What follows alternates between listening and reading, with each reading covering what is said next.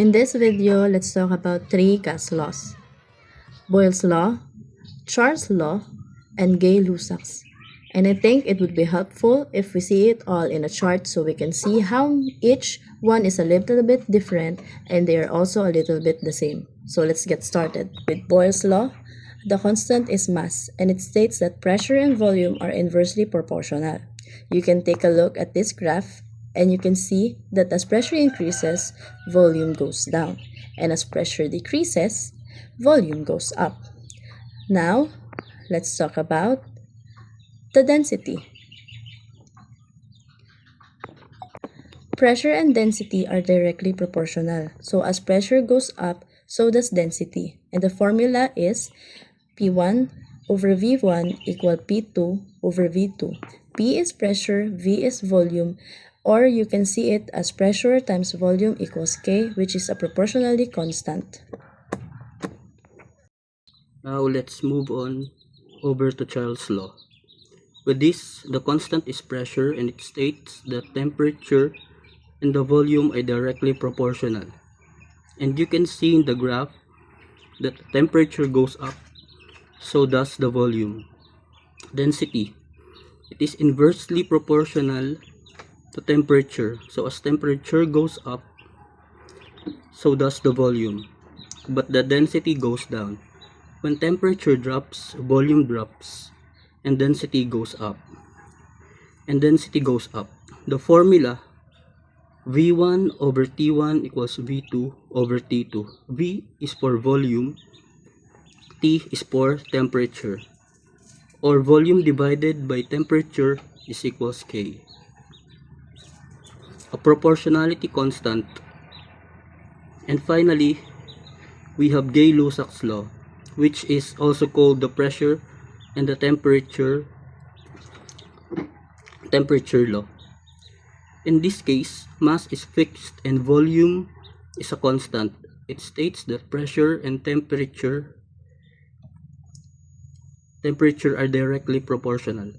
As temperature goes up, so does pressure. The formula for that is P1 over T1 equals P2 over T2, where P is pressure and T is temperature. So there we go, the three gas laws. A brief introduction to all.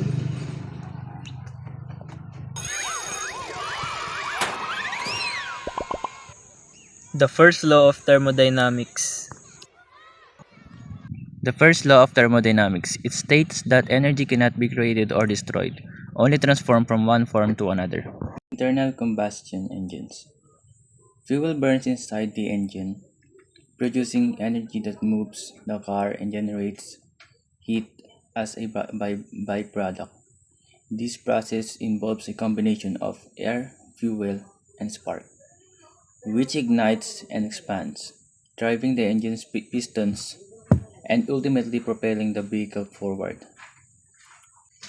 Steam power plants.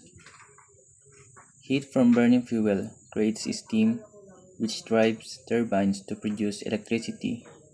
The steam's pressure turns the turbine blades, generating mechanical energy that's converted into electrical energy. Car engines. Gasoline's chemical energy converts to kinetic energy, movement, and thermal energy, which is heat. This energy transformation enables the car to accelerate into hills and overcome friction. Refrigerators. Electricity powers the fridge, transferring heat from inside to outside, keeping food cool. This process involves a refrigerant that absorbs heat from the interior and releases it outside, maintaining a cooler temperature. Air conditioning systems. Electricity drives the AC, cooling indoor air and releasing heat outdoors. The AC unit uses a refrigerant to absorb heat from the indoor air, cooling it before circulating it back inside. Heating water using electric stove. Pagpapainit ng tubig. Sa paggamit ng electric stove, Ang electrical energy ay nagiging heat energy kaya tumataas ang temperatura ng tubig. Walang nawawalang enerhiya, ito ay nagpapalit anyo lamang. Batteries in devices, chemical energy stored in battery is converted into electrical energy. Mga battery sa devices, ang chemical energy na naiimbak sa battery ay nagiging electrical energy upang mapagana ang mga gadget tulad ng cellphone at flashlight. Industrial boilers, fuel energy is converted into thermal energy. Ang enerhiya mula sa fuel ay nagiging thermal energy upang makagawa ng singaw na nagagamit sa paggamit o pagpapatakbo ng mga makina sa pabrika. Human body metabolism. Food is converted into chemical energy.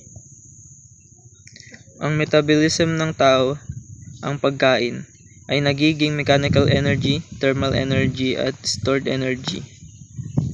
Electric bulbs. Electric energy is transformed into light energy and heat energy. Ang electrical energy ay nagiging light energy, heat energy, kahit ang enerhiya na napupunta sa init. Thermodynamics properties, processes, and path functions. Thermodynamics uses properties, processes, and path functions to describe energy changes in system. Properties define a system state and only depend on the current condition, not how it got there. A process is a change from one state to another. Path functions describe energy interactions during a process and depend on the specific path taken, not just the start and the end points. So for example po, mag-iinit tayo ng tubig. Yung property doon is the water itself and the current temperature ng tubig.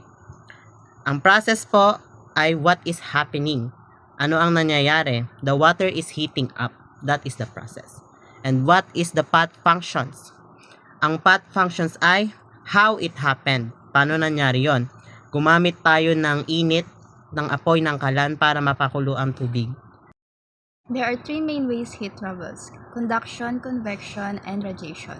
Conduction. Heat jumps from one molecule to another when they touch. Example, yung touching a hot mug.